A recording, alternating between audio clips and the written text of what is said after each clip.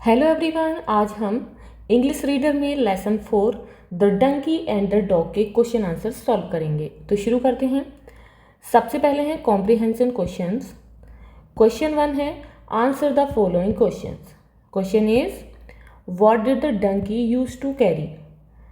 Use to carry ले जाया करता था, डंकी गधा, जो गधा था वो क्या ले जाया करता था। तो आंसर है the donkey use to carry the load of clothes.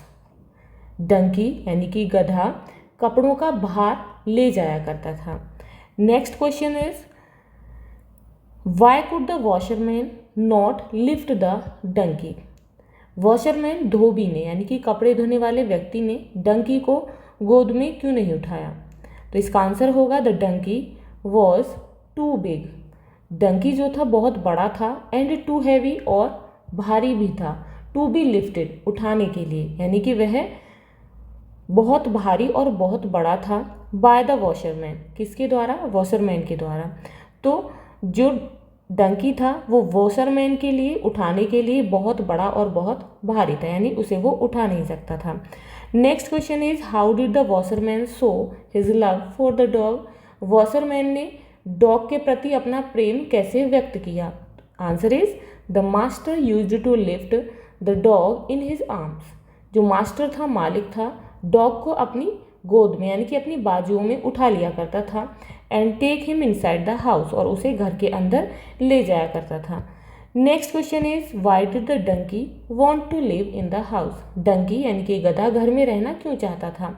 Answer is the donkey was jealous of the dog. जो डंकी था वो डॉग से ईर्ष्या करता था। Who lived with the master in the house, जो कि घर में अपने मालिक के साथ रहा करता था, कौन, डॉग। तो उस डॉग से डंकी जेलस होता था। So it also wanted to live in the house, इसीलिए डंकी भी उसके साथ घर में रहना चाहता था। Next question is what did the washerman tell the donkey. Donkey को वॉशरमैन ने क्या बताया। Answer is the washerman told the donkey that. Washerman ने डंकी को बताया कि he was much bigger so he couldn't come inside the house to stay. वह बहुत बड़ा था, यानी कि जो डंकी था वो बहुत बड़ा था, इसीलिए वह घर के अंदर रहने के लिए नहीं आ सकता है।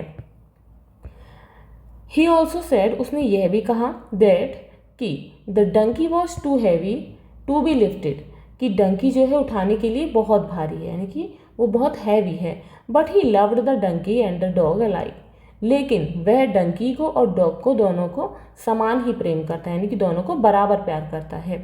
Next question is why should we not copy others. हमें दूसरों की नकल क्यों नहीं करनी चाहिए।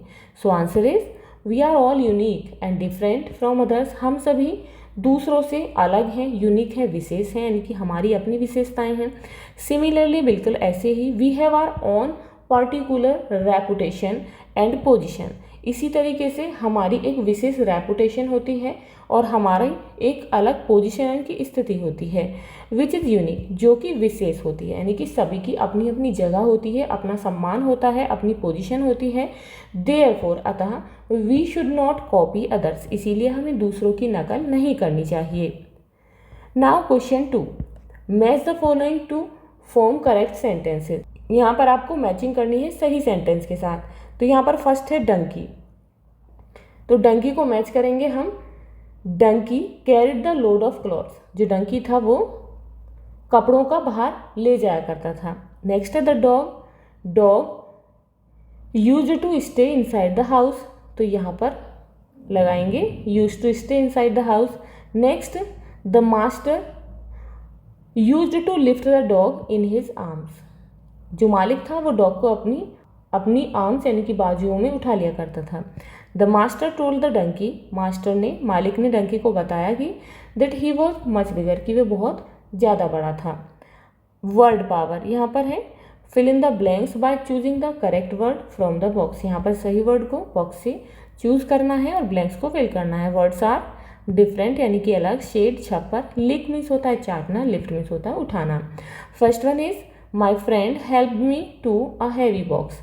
मेरे दोस्त ने एक हैवी बॉक्स को क्या करने में मदद की, उठाने में। तो यहाँ पर हम लिखेंगे my friend help me to lift a heavy box. Next is your ice cream before its melt. तुम अपनी आइसक्रीम को इसके पिघलने से पहले लिक कर लो, यानी कि चाट लो। तो यहाँ लिखेंगे lick your ice cream before it melts. Next is the balloon seller was selling balloons of colours. जो बैलून सेलर है वो किस कलर के, कैसे बैलून्स बेच रहा है, डिफरेंट कलर्स के। तो यहाँ लिखेंगे डिफरेंट, DIFFERENT।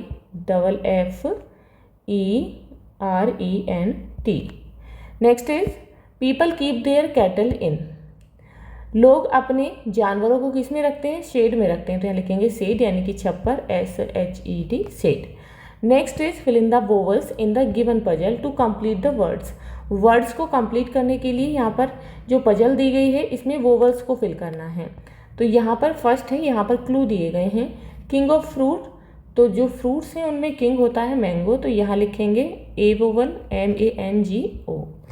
उसके बाद वी सिट ऑन इट, हम इस पर बैठते हैं, किस पर बैठते हैं, चेयर पर, CH। उसके बाद ए वोवल आएगा यहाँ, उसके बाद I, CHAIR, chair. Next is this animal has a hump. इस एनिमल के एक हम्प होता है, यानी कि कुबड़ होता है। तो किसके होता है, कैमल के होता है। तो यानी लिखेंगे CAMEL, camel. Next is our books are made of it. हमारी जो बुक्स हैं, किताबें हैं, वो इसकी बनी होती हैं। तो किसकी बनी होती है, पेपर की। तो यहाँ लिखेंगे PAPER, paper. Next is opposite of सोर। सोर कहते हैं खट्टे को। तो खट्टे का यानी कि सोर का अपोजिट क्या होता है, तो स्वीट होगा। तो यहाँ लिखेंगे SWEET, स्वीट, इट मीन्स मीठा। Now language practice, fill in the blanks with the correct prepositions from the list given below. नीचे दी गई जो लिस्ट है इसमें से आपको सही प्रपोजिशन को ब्लैंक्स में फिल करना है। फर्स्ट इज, तो यहाँ पर पहले वर्ड देख लेंगे, among, from, above, on, over, into.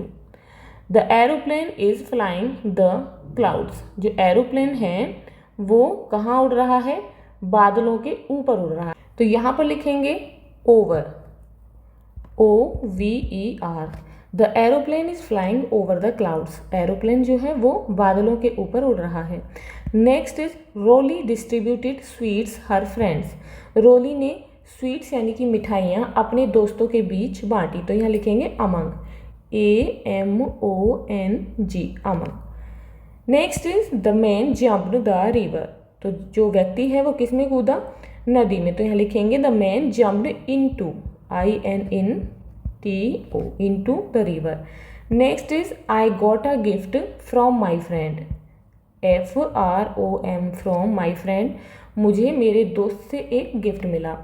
Keep the notebooks the table, keep the notebooks on the table. Notebooks को टेबल पर रखें। Next is his flat was the shop. तो यहाँ लिखेंगे his flat was above the shop. जो उसका flat था वो दुकान के ऊपर था। Now make sentences using used to. यहाँ पर यूज्ड टू का यूज़ करके सेंटेंसेस बनाने हैं। We use used to describe a habit of the past और something that happened in the past. यानी कि कुछ चीज़ें जो कि पास्ट में बीत चुकी हैं या फिर हमारी कोई आदत जो कि पास्ट में थी उसे डिस्क्राइब करने के लिए हम यूज्ड टू का प्रयोग करते हैं, इसका यूज़ करते हैं। तो यहाँ पर जैसे कि फर्स्ट है आई ड्रिंक कॉफ़ी। तो मैं कॉफ़ी पिया करती थी, यानी कि पहले कभी पिया करती थी। तो इसका हम किस तरीके से बनाएंगे, I used to drink coffee. वैसे ही Reena used to live in a flat. तो इस तरीके से आप बनाएंगे I used to drink coffee, मैं कॉफ़ी पिया करती थी या पिया करता था। I used to live in a flat, I used to play tennis, मैं टेनिस खेला करता था। I used to go to mosque every day. I used to exercise daily, मैं रोजाना एक्सरसाइज किया करता था। I used to work in a factory, मैं एक फैक्ट्री में काम किया करता था। Reena used to drink coffee, Reena coffee पिया करती थी। Reena used to live in a flat, Reena flat में रहा करती थी।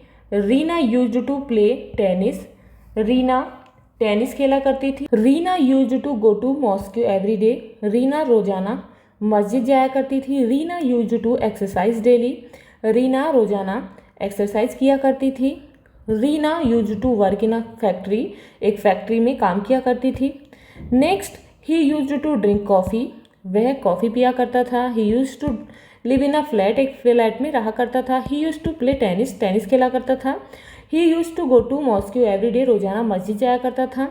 ही यूज टू एक्सरसाइज डेली, वह रोज़ाना एक्सरसाइज किया करता था। He use to work in a factory, और एक फैक्ट्री में वह एक फैक्ट्री में जाया करता था, वर्क किया करता था।